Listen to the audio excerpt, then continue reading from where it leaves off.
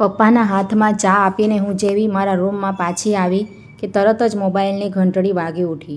હું ઝડપથી ફોન ઉપાડવા માટે આગળ વધી, પણ ત્યાં સુધીમાં કોલ કટ થઈ ગયો હતો. સ્ક્રીન પર નજર કરી તો આદિત્યના સતત 5 મિસ કોલ દેખાઈ રહ્યા હતા. એક પળ માટે મન થયું કે તરત જ તેમને ફોન લગાવું, પરંતુ બીજી ક્ષણે મેં મારી જાતને રોકી લીધી. વિચાર્યું કે હવે ફોન કરીને પણ શું થશે? ના કોઈ નવી વાત થશે અને ના કોઈ ઉકેલ આવશે. ઉલટાની નકામી દલીલો થશે અને આખી રાત ઊંઘ પણ બગડશે. વારંવાર એક જ વાત અંદરથી સતાવી રહી હતી કે આખરે કોઈ માણસ આટલો સ્વાર્થી કેવી રીતે હોઈ શકે? એ લોકોએ મારી સાથે જે કંઈ પણ કર્યું તે જાણ્યા પછી જો આજે પપ્પા નારાજ છે તો તેમાં ખોટું શું છે? આખરે તે દિવસે જ્યારે મને તેમની સૌથી વધુ જરૂર હતી ત્યારે કોઈએ મારી મજબૂરી સમજવાનો કોઈ પ્રયાસ કેમ ન કર્યો? જ્યારે તે સમયે મારી લાગણીઓની કોઈ કિંમત નહોતી, તો પછી આજે મારી પાસેથી કેમ એવી અપેક્ષા રાખવામાં આવી રહી છે કે હું મારા પપ્પાની ઈચ્છા વિરુદ્ધ જઈને તેમની દરેક વાત સમજું? આ જ સવાલોની મૂંઝવણમાં અટવાતા મારું મન થોડા મહિના પહેલાંની એ ઘટનાઓમાં સરી પડ્યું, જેને હું વિચારીને પણ ક્યારેય ભૂલી શકતી નથી. આ વાત કોઈ બહુ જૂની નથી, માંડ 2-3 મહિના પહેલાંની જ તો વાત છે. એ સવારે હું રોજની જેમ ઘરના બધા કામોમાં લાગેલી હતી. વેકેશન હતું, તેથી એ સમયે આદિત્યની બંને બહેનો પોતપોતાના પરિવાર સાથે થોડા દિવસો માટે આવેલી હતી. આખા ઘરમાં ચહલ-પહલ હતી અને કામ સામાન્ય દિવસો કરતાં ઘણું વધી ગયું હતું. કોઈને નાસ્તામાં આલુ પરોઠા જોઈતા હતા, કોઈના માટે પૌવા બનાવવાના હતા, તો બાળકોએ અલગથી પાસ્તા ખાવાની જીદ પકડી હતી. હું સવારથી એક પણ મિનિટ અટક્યા વિના આખા ઘરમાં એવી રીતે દોડી રહી હતી કે જાણે મારા રોકાતા જ બધી વ્યવસ્થા ખોરવાઈ જશે. ત્યારે જ અચાનક પપ્પાનો ફોન આવ્યો. તેમનો ધ્રુજતો અવાજ સાંભળતા જ મારા હાથ-પગ સૂન્ન થઈ ગયા. તેમણે ગભરાયેલા અવાજમાં કહ્યું, "બેટા, તારી મમ્મીની તબિયત અચાનક બહુ બગડી ગઈ છે. ડૉક્ટરોએ તરત જ તેને હોસ્પિટલમાં દાખલ કરી છે. જો શક્ય હોય તો તું બને તેટલી જલ્દી અહીં પહોંચી જા." બસ આટલું સાંભળતા જ જાણે મારા પગ નીચેથી જમીન ખસી ગઈ. મારી આંખો સામે મમ્મીનો ચહેરો ફરવા લાગ્યો. એવું લાગી રહ્યું હતું કે કાશ મારી પાસે પાંખો હોત અને હું એ જ પળે ઉડીને તેમની પાસે પહોંચી જાત. પરંતુ વાસ્તવિકતા એટલી સરળ નહોતી. મેં મારી જાતને કોઈક રીતે સંભાળી અને તરત જ આદિત્યને ફોન લગાવ્યો.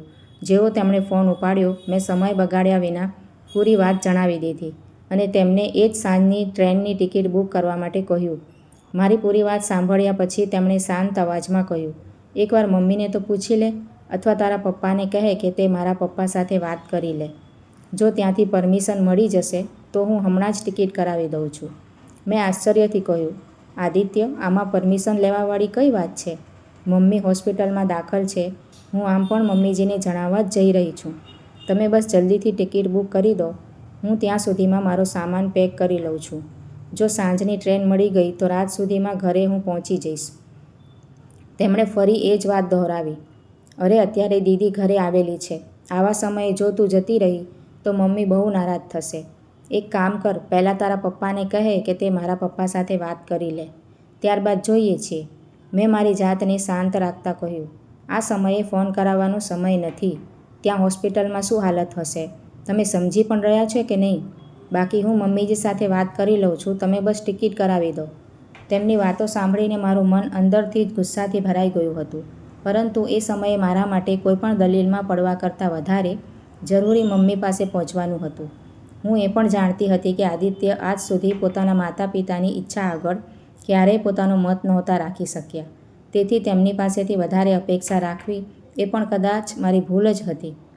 ફોન મૂકતા જ હું સીધી સાસુમાના રૂમમાં પહોંચી અને તેમને બધી વાત જણાવી. જેવો મને પહેલેથી જ અંદેશો હતો તેવું જ થયું. તેમણે એકવાર પણ વિચાર્યા વિના સ્પષ્ટ શબ્દોમાં કહ્યું, "અત્યારે ક્યાંય જવાની જરૂર નથી." મેં વિનમ્ર સ્વરમાં કહ્યું, "મમ્મીજી, મારી મમ્મી હોસ્પિટલમાં દાખલ છે. ડૉક્ટર તેમની હાલત ગંભીર જણાવી રહ્યા છે. એટલે હું તમને જણાવવા આવી છું કે મારે અત્યારે નીકળવું પડશે." તેમણે છણકો કરતા જવાબ આપ્યો, "કંઈ નહીં થાય તારી મમ્મીને. નકામી ચિંતા ન કર. અને શું હું તારી મમ્મી નથી? આ આખું ઘર તારો પરિવાર નથી?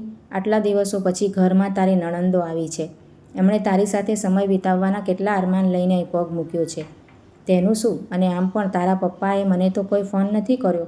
ઓછામાં ઓછું વેવાઈએ એકવાર વાત તો કરવી જોઈતી હતી." મેં શાંત રહેવાનો પ્રયાસ કરતાં કહ્યું, "મમ્મીજી, પહેલી વાત તો એ કે અત્યારે કોઈ ઔપચારિકતાનો સમય નથી. બીજી વાત કે દીદી સાથે સમય પછી પણ વિતાવી શકાશે, પરંતુ જો ત્યાં કંઈ અઘટિત થઈ ગયું તો હું મારી જાતને ક્યારેય માફ નહીં કરી શકું. તેથી મારે જવું જ પડશે. આટલું કહીને હું મારા રૂમમાં પાછી ફરી અને કબાટમાંથી બેગ કાઢીને જલ્દી સામાન મૂકવા લાગી. મને બિલકુલ અંદાજો નહોતો કે આ દરમિયાન મમ્મીજી આદિત્ય સાથે એવી વાતો કરશે જેના કારણે મારા માટે પિયર પહોંચવું પહેલાં કરતાં પણ વધારે મુશ્કેલ બની જશે.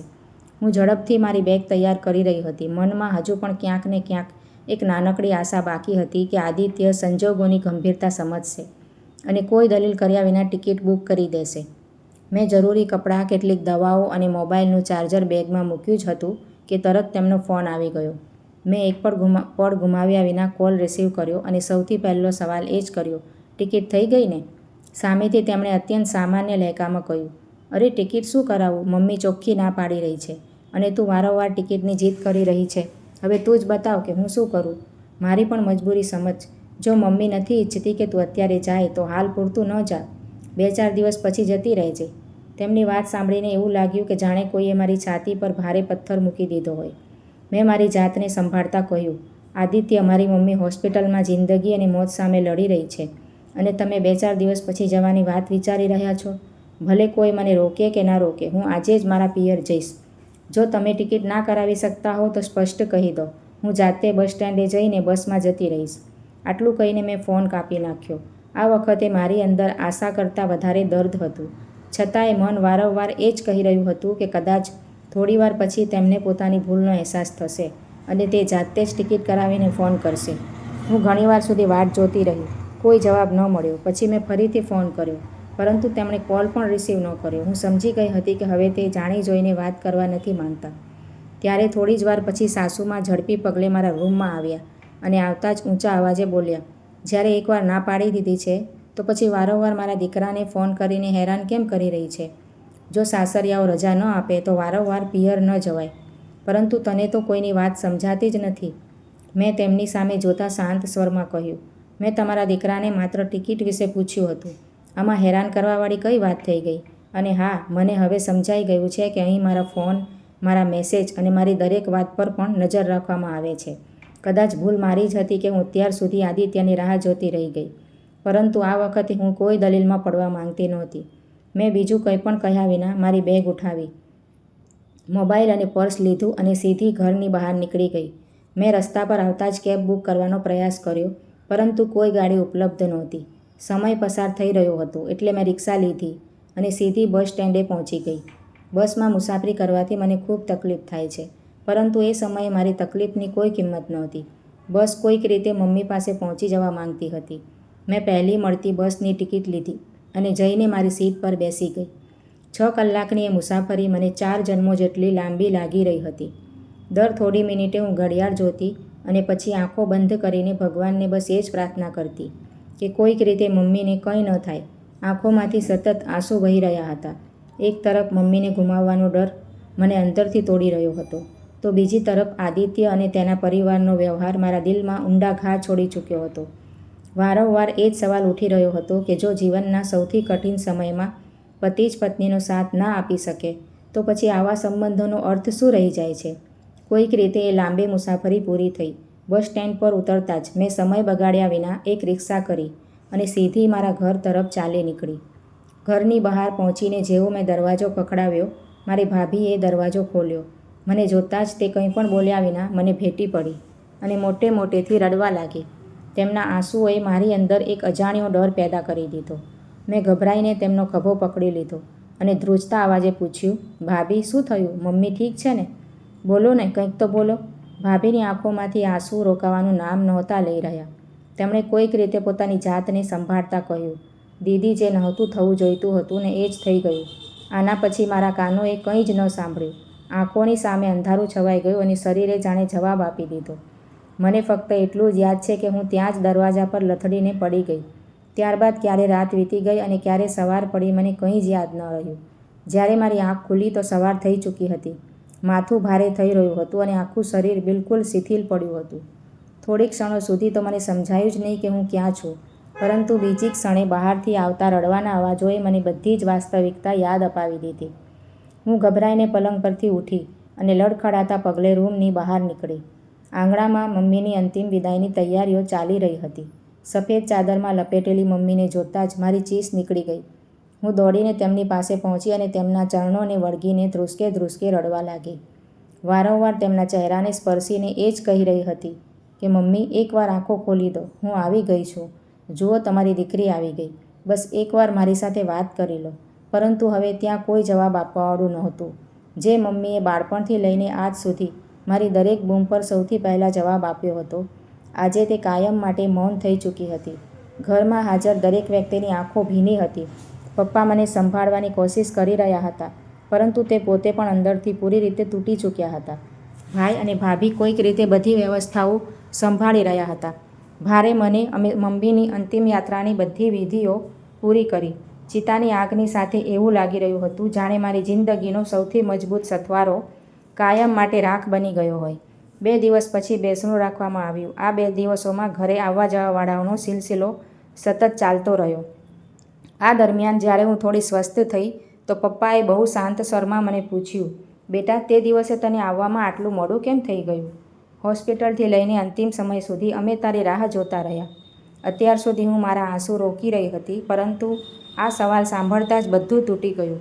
મેં એક વાત તેમને વિસ્તારથી જણાવી દીધી અને મોડું થવાને કારણે હું મારી મમ્મીને છેલ્લી વાર પણ ન મળી શકી. મારી પૂરી વાત સાંભળતા પપ્પાની આંખોનું દર્દ ધીમે ધીમે ગુસ્સામાં બદલાઈ ગયું.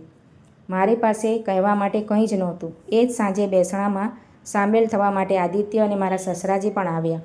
ઘરમાં દુઃખનો માહોલ હતો, એટલે કોઈએ કોઈની સાથે કોઈ દલીલ ન કરી.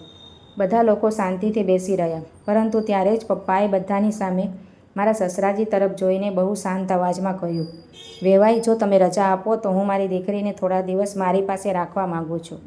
તેની મમ્મી હવે આ દુનિયામાં નથી રહી. બધા રીત રિવાજ પૂરા થવા સુધી તેનું અહીં રહેવું જરૂરી છે. જો કે મારા સસરાજીએ ત્યાં હાજર લોકોની સામે હા પાડી દીધી અને એટલું જ કહ્યું કે જ્યાં સુધી જરૂરી હોય તું અહીં જ રહેજે. મેં એ સમયે આ વાત પર વધારે ધ્યાન ન આપ્યું. બેસણું પૂરું થવા સુધી મોટાભાગના મહેમાનો પોતપોતાના ઘરે પાછા ફરી ચૂક્યા હતા. રાત્રે જ્યારે ઘરમાં ફક્ત પોતાના લોકો જ રહી ગયા, ત્યારે મેં પપ્પાને પૂછ્યું, તમે બધાની સામે તેમની પાસે પરમિશન કેમ માંગી? તેની શું જરૂર હતી? પપ્પા થોડીવાર ચૂપ રહ્યા. પછી તેમણે મારા માથા પર હાથ ફેરવતા કહ્યું, બેટા, અત્યાર સુધી આ જ લોકો પરમિશનનું નામ લઈને તને અહીં આવતા રોકતા રહ્યા. એ જ કારણે તું તારી મમ્મીને છેલ્લી વાર ન મળી શકી. એટલે આજે મેં પણ બધાની સામે તેમની પાસે પરમિશન માંગી, જેથી હવે તે પછીથી પોતાનો નિર્ણય બદલી ન શકે. આટલા લોકોની સામે હા કહી ચૂક્યા છે, એટલે હવે તને જબરદસ્તી પાછી નહીં બોલાવી શકે. હું ચૂપચાપ તેમની વાતો સાંભળતી રહી. તેમણે આગળ કહ્યું, આપણા સંસ્કારોમાં વડીલોને પૂછીને કામ કરવાની પરંપરા સન્માન માટે બનાવવામાં આવી હતી, કોઈની જિંદગી પર અધિકાર જમાવવા માટે નહીં. પરંતુ જ્યારે કોઈ એ જ પરંપરાનો ખોટો ઉપયોગ કરવા લાગે ત્યારે તેને તેની જ ભાષામાં જવાબ આપવો જરૂરી બની જાય છે.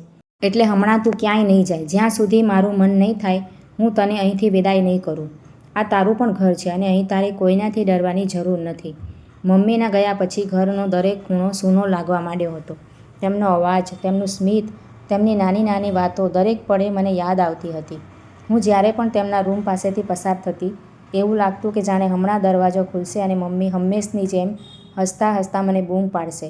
પરંતુ બીજી જ પળે વાસ્તવિકતા સામે આવી જતી અને આંખો ફરી ભરાઈ આવતી. બીજી બાજુ 13મું પૂરું થતાં જ આદિત્ય અને સાસુમાના ફોન સતત આવવા લાગ્યા. ક્યારેક આદિત્ય સમજાવવાનો પ્રયાસ કરતા તો ક્યારેક સાસુમાં એમ કહેતા કે હવે બધી વિધિઓ પૂરી થઈ ગઈ છે, એટલે મારે તરત પાછું આવી જવું જોઈએ. હું દર વખતે શાંત સ્વરમાં માત્ર એટલું જ કહેતી, પહેલાં પપ્પા પાસેથી પરમિશન લઈ લો, ત્યાર પછી જ હું આવીશ. લગભગ 15 દિવસ વીતી ગયા હતા. એક બપોરે હું પપ્પા સાથે ઓસરીમાં બેઠી હતી, ત્યારે જ આદિત્યનો ફોન આવ્યો. આ વખતે તેમનો અવાજ પહેલાં જેવો નહોતો. તેમાં ગભરામણ સ્પષ્ટ સંભળાઈ રહી હતી. તેમણે ઉતાવળમાં કહ્યું, સાંભળ, મમ્મીને હોસ્પિટલમાં દાખલ કરવામાં આવ્યા છે. બાથરૂમમાં પગ લપસી ગયો છે, માથા પર ઊંડો ઘા લાગ્યો છે. ડૉક્ટરે થોડા દિવસ પૂરો આરામ કરવાનું કહ્યું છે. ઘરની બધી જવાબદારી વેરવિખેર થઈ ગઈ છે. તું બને તેટલી જલ્દી પાછી આવી જા. તેમની વાત પૂરી થવા સુધી હું બિલકુલ શાંત રહી. પછી ધીમેથી બોલી, સારું, પણ પહેલાં પપ્પા પાસેથી પરમિશન લઈ લો, ત્યારબાદ જ હું આવીશ. મારી વાત સાંભળતા જ તે થોડીવાર માટે બિલકુલ ચૂપ થઈ ગયા. કદાચ તેમને વિશ્વાસ નહોતો થઈ રહ્યો કે હું ખરેખર આવો જવાબ આપીશ. થોડી ક્ષણો પછી તેમણે પોતાની જાતને સંભાળતા કહ્યું, જો અત્યારે આવી વાતો કરવાનો સમય નથી. મમ્મીની તબિયત સારી નથી. આ સમયે એમને તારી જરૂર છે. મેં એ જ શાંત લહેકામાં જવાબ આપ્યો. આદિત્ય, જ્યારે મારી મમ્મી હોસ્પિટલમાં જિંદગી અને મોત સામે લડી રહી હતી, ત્યારે તમે પણ તો આવું જ કહ્યું હતું કે પહેલાં પપ્પા સાથે વાત કરાવો, પહેલાં પરમિશન લો. એ દિવસે પણ પરિસ્થિતિ ગંભીર હતી અને આજે પણ છે. ફરક માત્ર એટલો જ છે કે એ દિવસે હું તમારી જગ્યાએ હતી અને આજે તમે મારી જગ્યાએ ઊભા છો. તેમણે સમજાવવાનો પ્રયાસ કરતાં કહ્યું, પરંતુ એ વાત અલગ હતી. આ તારું પોતાનું ઘર છે. અહીં મમ્મીની દેખરેખ રાખવાવાળું કોઈ નથી. તારા વિના બહુ મુશ્કેલી થઈ રહી છે. મેં અવાજ ઊંચો કર્યો વિના જવાબ આપ્યો. તમારી બંને બહેનો તો છે ને? તે આરામથી મમ્મીજીની દેખરેખ રાખી લેશે. મારા હોવા કે ન હોવાથી શું ફરક પડશે? આખરે એ દિવસે પણ તો મારા પિયરમાં બધા લોકો હતા. એવું જ કહેવામાં આવ્યું હતું ને? એટલે હવે હું પણ એ જ કહી રહી છું. પહેલાં પપ્પા પાસેથી પરમિશન લઈ લો. ત્યારબાદ હું આવા વિશે વિચારીશ. આટલું કહીને મેં ફોન કાપી નાખ્યો. એ દિવસ પછીથી પપ્પાના મોબાઈલ પર સતત ફોન આવવા લાગ્યા. ક્યારેક આદિત્ય ફોન કરતા, ક્યારેક મારા સસરાજી અને ક્યારેક સાસુમાં. દર વખતે બધાનું કહેવું બસ એટલું જ હતું કે કોઈક રીતે મને પાછી મોકલી દેવામાં આવે. હકીકતમાં આદિત્યની બંને બહેનો શરૂઆતના 2 દિવસ તો ઘરે રહી, પરંતુ ત્યારબાદ એક એક કરીને પોતપોતાના ઘરે પાછી ફરી ગઈ. કોઈએ પતિની નોકરીનું બહાનું બતાવ્યું તો કોઈએ પહેલેથી નક્કી કરેલા કાર્યક્રમનું. અને હવે આખા ઘરની જવાબદારી ફરીથી મારા માથે નાખવાની તૈયારી શરૂ થઈ ચૂકી હતી. આ જ કારણ હતું કે હવે વારંવાર પપ્પાને ફોન કરીને મારી પાછા ફરવાની પરમિશન માંગવામાં આવી રહી હતી. બીજે દિવસે બપોરના સમયે ઘરની બહાર એક કાર આવીને ઊભી રહી. ભાભીએ દરવાજો ખોલ્યો તો સામે મારા સસરાજી અને આદિત્ય ઊભા હતા. મેં આમ તેમ નજર દોડાવી, પરંતુ સાસુમાં તેમની સાથે નહોતા. બંને અંદર આવ્યા. થોડીવાર સુધી આખા રૂમમાં ખામોશી છવાયેલી રહી. પછી અચાનક મારા સસરાજી પોતાની જગ્યાએથી ઊભા થયા અને પપ્પાની સામે હાથ જોડીને ઊભા રહી ગયા. વેવાઈ, અમે ખરેખર શર્મિંદા છીએ. એ દિવસે અમે તમારી દીકરીને માત્ર અમારી વહુ સમજી, કોઈની દીકરી નહીં. જો એ દિવસે તેને જવા દીધી હોત તો કદાચ આજે આ દર્દ તેની આખી જિંદગીનો બોજ ન બનત. આટલું કહીને તેમણે ઝૂકેલી નજરે મારી તરફ જોયું. આદિત્ય અત્યાર સુધી ચૂપચાપ ઊભો હતો. અચાનક તે મારી સામે આવીને બોલ્યો, મેં પતિ હોવાની ફરજ નથી નિભાવી. એ દિવસે મારે તારો સાથ આપવો જોઈતો હતો, પરંતુ હું દર વખતે બીજાની વાત માનતો રહ્યો. આજે સમજાયું છે કે મેં તારો ભરોસો તોડ્યો છે. જો શક્ય હોય તો મને માફ કરી દેજે. તેની આંખોમાંથી સતત આંસુ વહી રહ્યા હતા. એ જ સમયે આદિત્યનો મોબાઈલ વાગ્યો. તેણે સ્ક્રીન તરફ જોયું અને ધીમેથી બોલ્યો, મમ્મી વિડીયો કોલ પર છે. તે તમારા સૌની સાથે વાત કરવા માંગે છે. તેમણે મોબાઈલ મારી તરફ લંબાવ્યો. સ્ક્રીન પર સાસુમાં પલંગ પર સૂતેલા દેખાઈ રહ્યા હતા. તેમના માથા પર પાટો બાંધેલો હતો. ચહેરો પહેલાં કરતાં ઘણો નબળો લાગી રહ્યો હતો. મને જોતાં જ તેમની આંખોમાંથી આંસુ વહેવા લાગ્યા. તેમણે ધ્રુજતા અવાજમાં કહ્યું, બેટા, ડૉક્ટરે મને અત્યારે આરામ કરવાનું કહ્યું છે, એટલે હું જાતે ન આવી શકી. પરંતુ જો ચાલવાની હાલત હોત તો સૌથી પહેલાં હું જ તારી પાસે આવત. થોડીવાર અટકીને તેમણે ફરી કહ્યું, મારાથી બહુ મોટી ભૂલ થઈ ગઈ છે, પણ દીકરી, જો તું મને તારી માં સમજીને માફ કરી દે તો હું સાચા અર્થમાં તારી માં બનવા માંગુ છું.